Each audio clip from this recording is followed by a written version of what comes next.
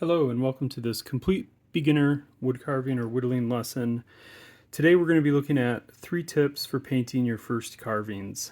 And as we're looking at those tips, we will be painting these first 3 carvings that are the first carvings in my Complete Beginner Whittling Series. Now, I have been putting off this video for a long time, and the reason for that is probably a feeling that a lot of you feel is I'm less excited about painting than I am about whittling. And you probably didn't get into this hobby thinking, oh, I want to learn how to paint. No, you got into the hobby because you were really excited about taking a piece of wood and crafting something cool out of it with a knife. But a necessary, maybe not necessary, but a helpful thing is to start to finish those carvings so they look a little bit more professional, a little more interesting with paint. And that's what we're going to be looking at today. So even if you haven't painted before, which I certainly had no experience painting prior to carving, we should be able to come up with some easy things to make the process painless for you and help you have some good success. So our learning goal for today really is that you'll be able to successfully paint your first carvings. So before we get into the tips and the actual painting, I want to talk a little bit about materials. So what you need to paint your carvings is obviously going to be some paint. And the paints that you're going to use are acrylic paints. And I've got an assortment, a couple different brands, colors here. And the exact colors that you use, I think, is largely up to you. And the exact brands that you use, I think, is largely up to what you have available. But what you want is acrylic paints. Buy them in these little, I buy them in these little tubes, bottles, and they last quite a long time because you don't use a whole lot. Second thing you're going to need obviously is brushes. I'm usually using smaller brushes in my carvings because I'm carving smaller carvings, but you can use larger brushes, and even on the small ones there may be times where you want to use a larger brush. So these are what we're going to use probably for these carvings today. Now, in addition to the obvious paint and brushes, some other things that you're going to want to have is something to put your paint on. And so I just use these cheap, plastic palettes. I've seen other people use, just a tray, a paper plate. Some people use a sheet of glass to help mix the paints. All of those are good options if that's what you want. In addition to that, you're going to need some water. So I've got a cup of water here that I'm going to keep handy for washing my brushes and also for watering down the paint, which we'll talk about in a minute. And then some less obvious things that may be useful, but you're not thinking about. Having a knife ready is helpful. One of your whittling knives. I'll talk about why in a little bit.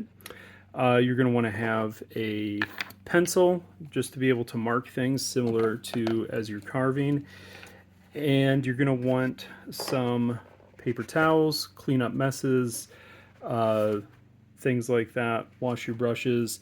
And then the last couple things we're going to use more in the next video, which is on eyes, but I will use them maybe a little bit in this video too, which is just other tools other than brushes for painting. And toothpicks work well for this. And then I use these little embossing tools that have circular tips. And what you're going to see in this video is I use them as stirring sticks.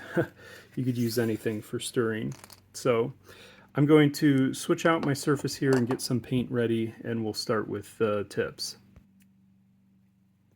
All right, so our first tip is going to be to water down the paint.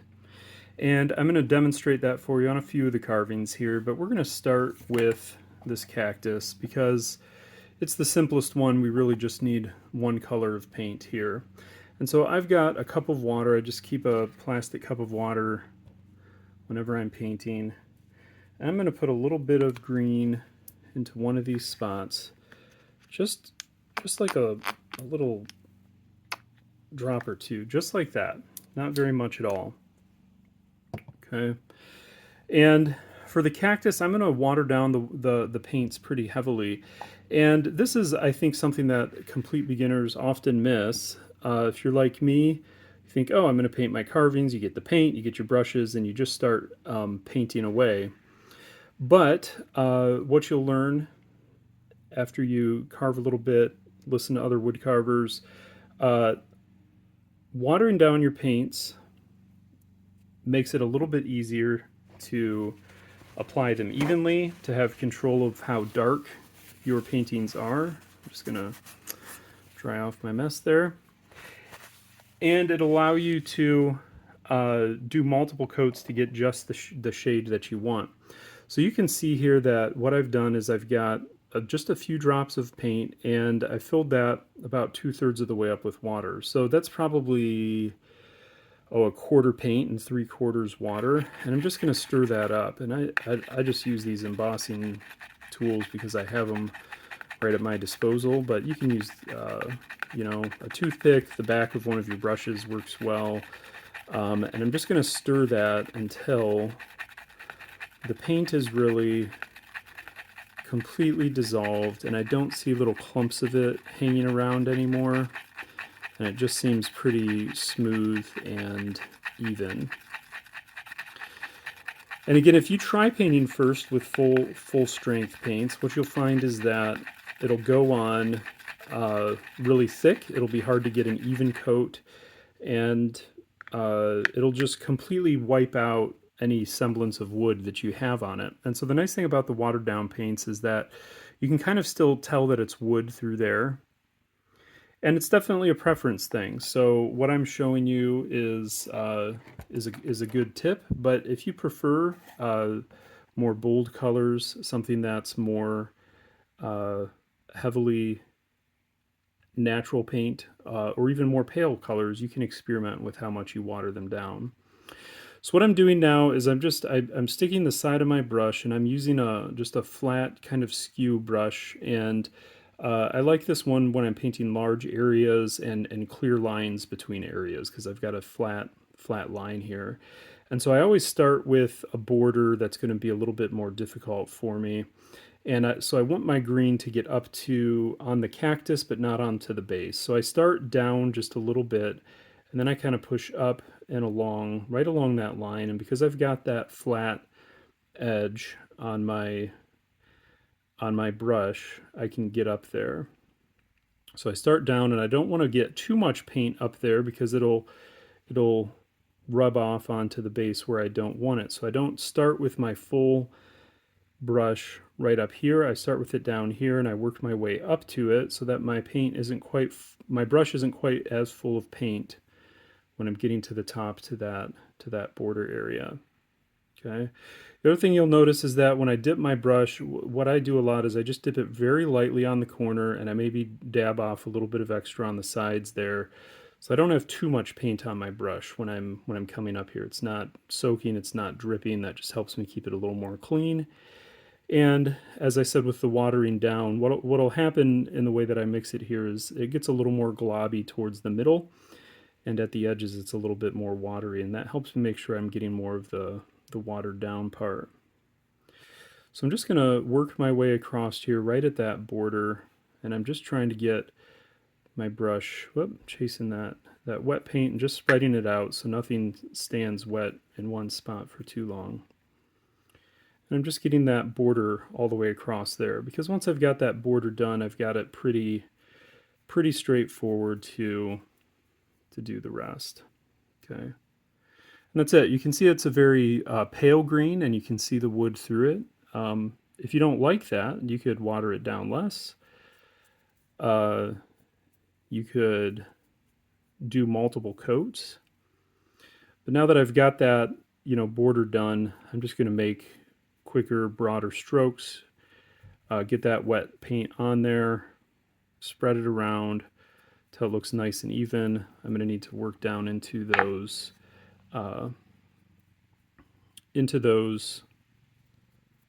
cracks, and that's going to be about it. So as I get through this, I'm watching for how is my paint coming out. Is it even? Are there little spots where I want to add a little bit more? Like right there, it looked a little bit pale to me. And I'm trying to get an even coat all the way around so I don't see globs, or I don't see those kinds of things. Okay. And now I'm ready to do the top, but I'm going to pause there and move on to our next tip before I finish this off. All right, so my next tip is to consider the end grain. So as I'm painting this, what you can see is that I'm getting a pretty even coat of paint on the sides here. Now I'm going to get up to the top, and what I'm going to find is that the paint is going to soak in differently on the top of my carving than it did on the sides. And the reason for that is, of course, that the grain of the wood is running vertically through the wood. And when I'm painting the sides, the grains are really tight together. And when I'm at the top, it's like all those grains are facing straight towards you. And so the top is going to soak in more paint. Or if you treat it with oil or something else, it's going to soak more in. And so as you get to the top, what you'll find is it's a little bit harder to keep it even. And you're going to want your paint to be slightly less watered down. You can do it, still with your watered down paint. And actually, I'm going to add a little bit more water to my paint here, because I'm getting down to the bottom there and it's getting a little bit too concentrated for me. So I'm going to water that down a little more. And you can see how you do this is up to you. I just use a cup of water and then I use the tip of my finger to put a couple drops on there as I go. Stir that back up a little bit.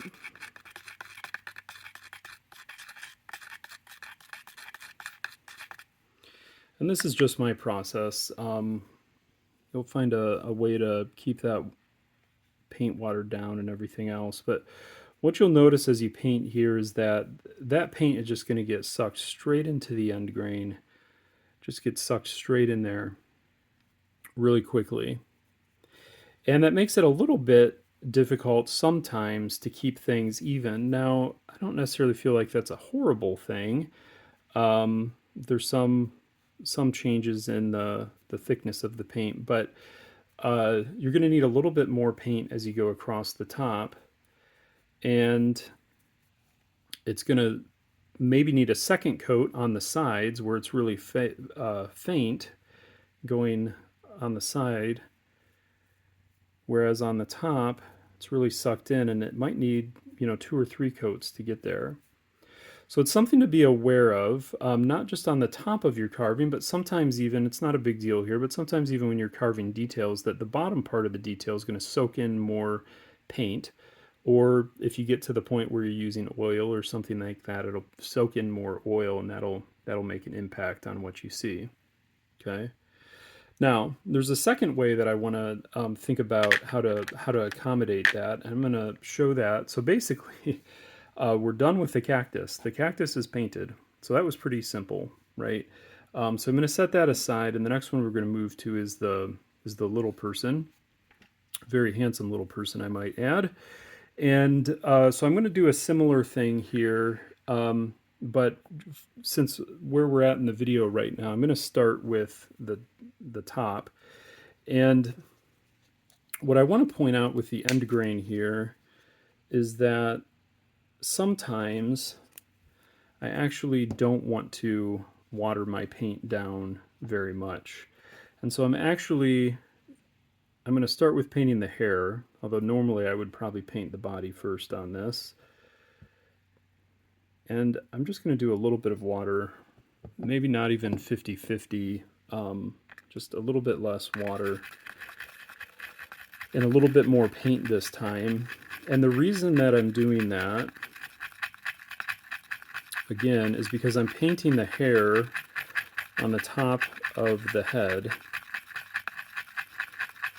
And I want that color to look a little more bold. And I know I'm going to be doing that on the top. That's going to be going into the end grain. It's going to soak a lot in. So I want my paint to be a little bit stronger. And so what I'm actually doing on this one is I'm going in the middle to dip my paint, and I'm going to start with just trying to get the shape of that hair. And you're going to paint your hair shape and color however you want on these guys. That's fine. You might want to draw it on with pencil first and whatever, that's fine. Just for the sake of ease here, I'm going to go pretty quickly and easily. But what you'll see is that I'm going to need more paint on the top here to keep it even. And you can see as I'm painting that,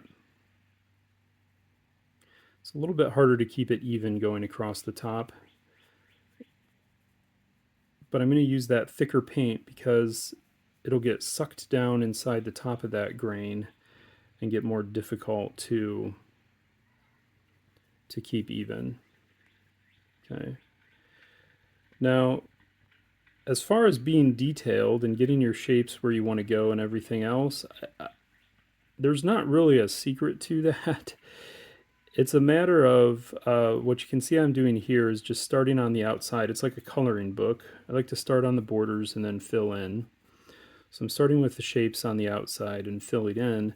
But as far as just being careful, it's really a matter of taking your time, practicing, holding your carving carefully. I'm almost always holding it like flat against the table like this so I can have a firm grip. I'm not painting up in the air. When I'm painting details, I'm really bracing both of my hands so that I can keep them steady. And so there's not really a secret to painting nice and neat. It's really a matter of practice and using brushes carefully and intentionally to do what you want to do.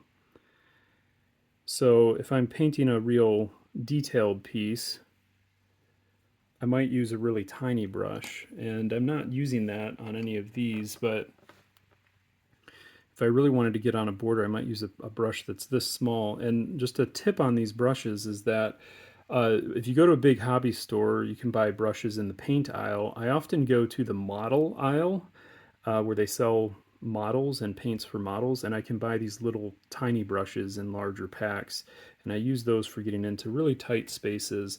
Not so much on these carvings. Part of the deal here is Complete Beginner Series. I don't want them to be difficult to paint, but when I'm doing things like, say, a guy like this, and I've really got to get the borders just right, and I want blue here and I want brown here, I actually use a really fine detail brush for that. So, all right, so I used some heavier paints there in order to get that hair across the top. And again, that's all me thinking about the end grain in order to do that. Okay, so if I'm going to demonstrate the rest of this guy, his body is going to be very similar to the cactus. And of course, you'll choose your own color for your own characters, and that's fine. But I'm going to get just a little bit of paint. I'm using a color called Royal Navy there, I believe.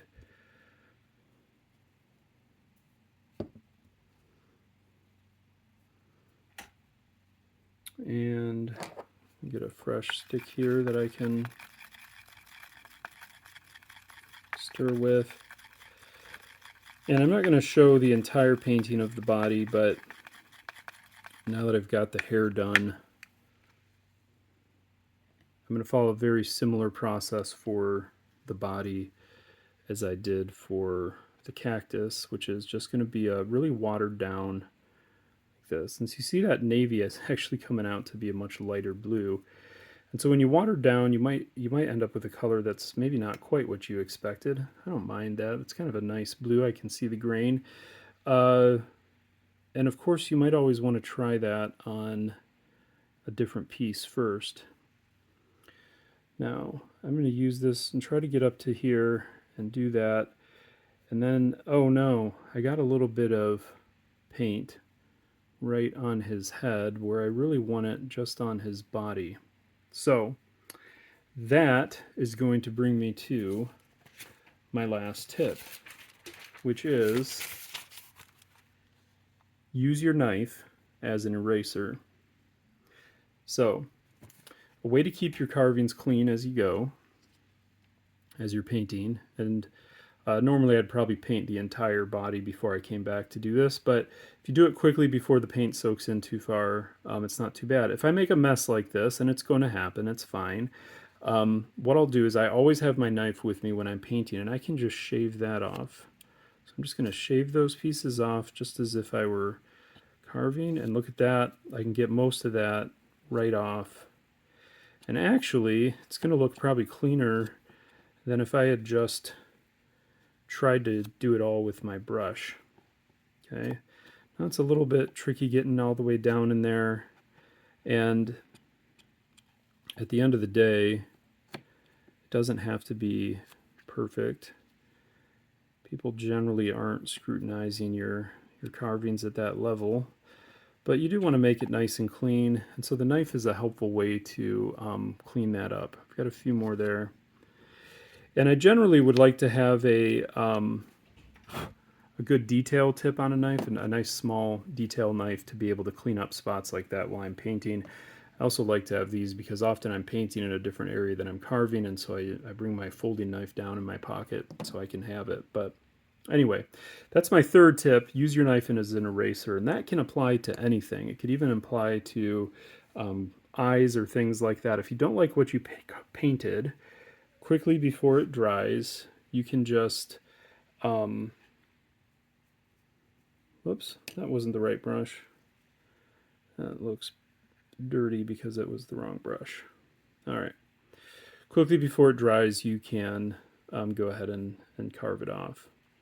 But what you might notice on something like this is that if I'm getting into that tight spot, you might want a smaller brush. So here's one that's smaller than the one I was using, but a little bit bigger than the other one I showed you. And I can do that really carefully to get into those cracks. And again, there's not a secret to that. It's not any great magical thing. It's just using little brushes, going really carefully. Again, you can see how I'm holding it. I'm anchoring my fingers to the carving so I can hold it really still, and just trying to get it nice and even. So I'm going to pause there while I finish up painting this guy's body. Alright, so I finished off the body on this guy. It's not perfect, but I'm just going to let that go for now. And I'm not going to bother with painting the beard and stuff. You could obviously paint whatever details you want onto these.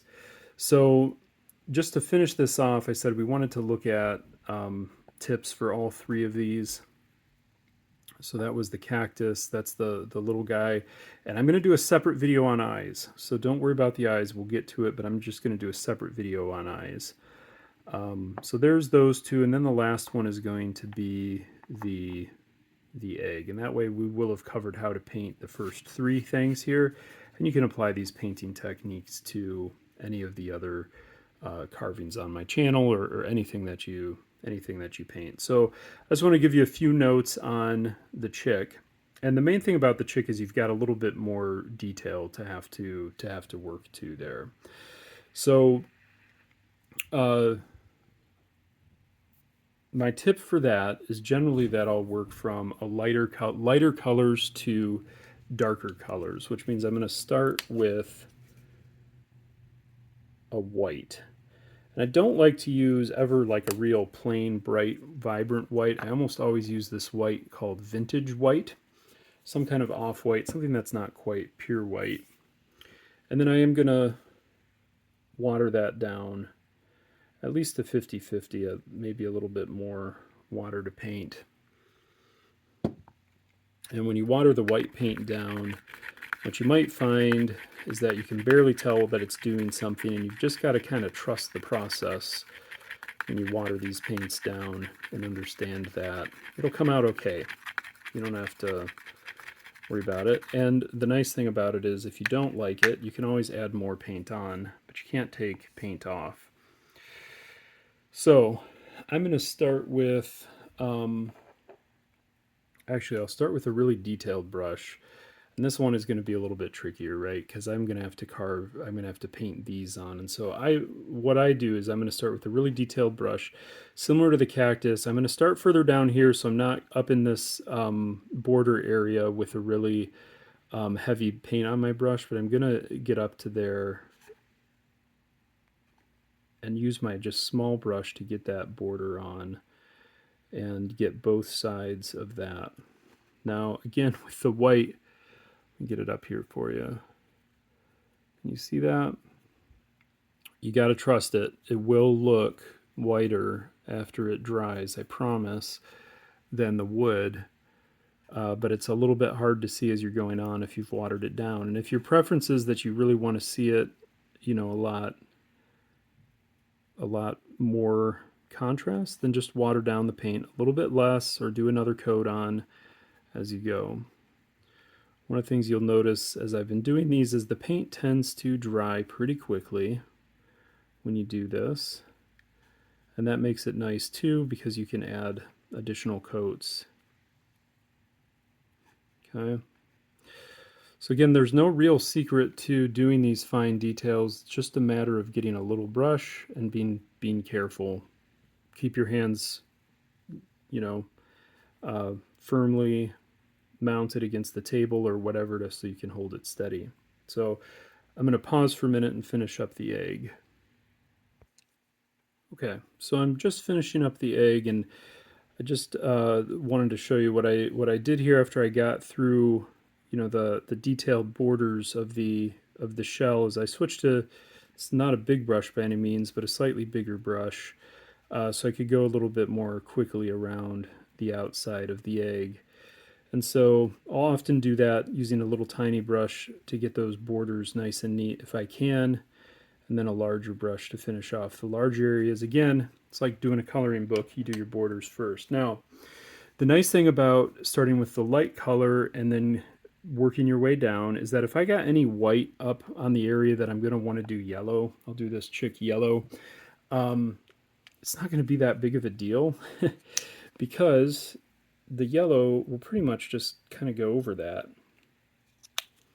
So that's the nice thing about that. And then similarly, when I get to the beak, which is a little bit darker than the yellow, if I spill it all, or I make get a little bit of color where I don't want it. If I start with my lighter color and end with my darker colors, the darker colors will cover up the lighter color that I started with. So I'm going to move on to yellow, using a color here called cadmium yellow. But again, you choose whatever colors you've got. The actual color is not terribly important, and that's all driven by your own preference anyway. Okay. But what I'm going to do with this yellow, very similar. I've got another small brush here. I'm just going to get a little bit of white yellow, and I'm going to start down a little bit with that, and then I'm going to push my brush up into those little triangle areas to fill it with yellow.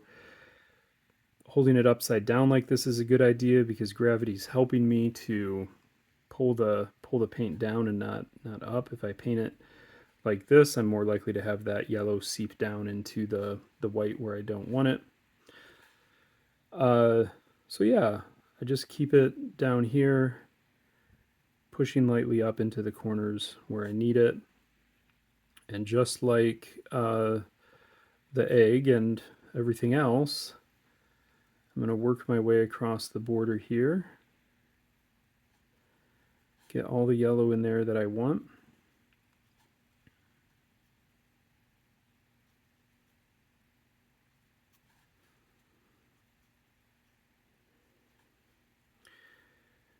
And then I'll come back with a slightly larger brush to finish it off.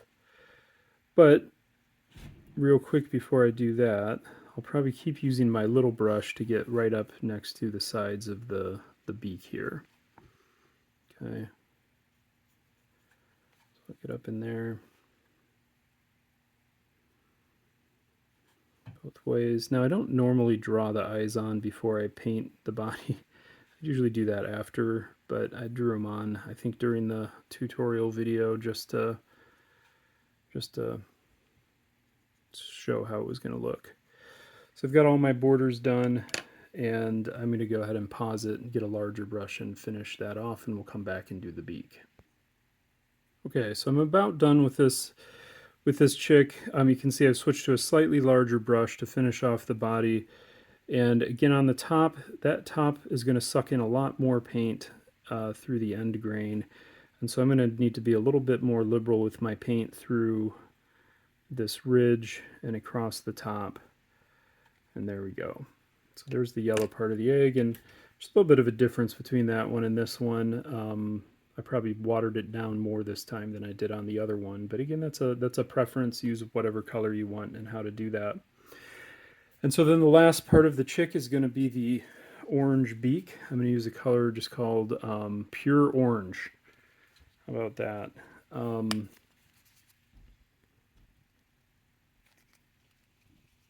And my orange doesn't want to come out very much. Alright, I take that back. I'm going to use a color called Spiced Pumpkin because my pure orange is kind of dried up and didn't want to come out. But that's fine. And so on this, I really want that orange to stand out from the yellow. So I'm going to still water it down, but probably just a very little bit. Just like a few drops. So it's actually going to be more paint than water on this one, because I want a really bold, vibrant orange to contrast the yellow. But I'm still going to add a little bit of water. I always add at least a little bit. And then I'm going to use another small brush.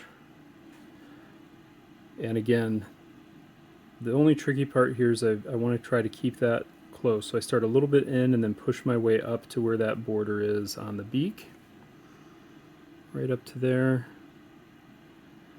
That's pretty good. I'm going to do the same thing on my other sides. If I make a mistake here, it's not a huge deal. I'll get my knife out like I showed you previously and use it as an eraser to kind of clean up that border. But that's pretty good. So just a little bit of paint on the tip, start further up, and then work my way in to that line, that border line where I want it to connect without getting too messy. And that's it. Even though I'm holding it down here for the video, this is the same thing I actually would do if I wasn't videoing, which is I'd have my hands firmly planted on the table so that they're steady and neat. And that's it. Alright, so we have painted those 3 beginner carvings, and in the next video we're going to look at how to add the eyes. Thanks for watching, and happy whittling, or in this case, painting.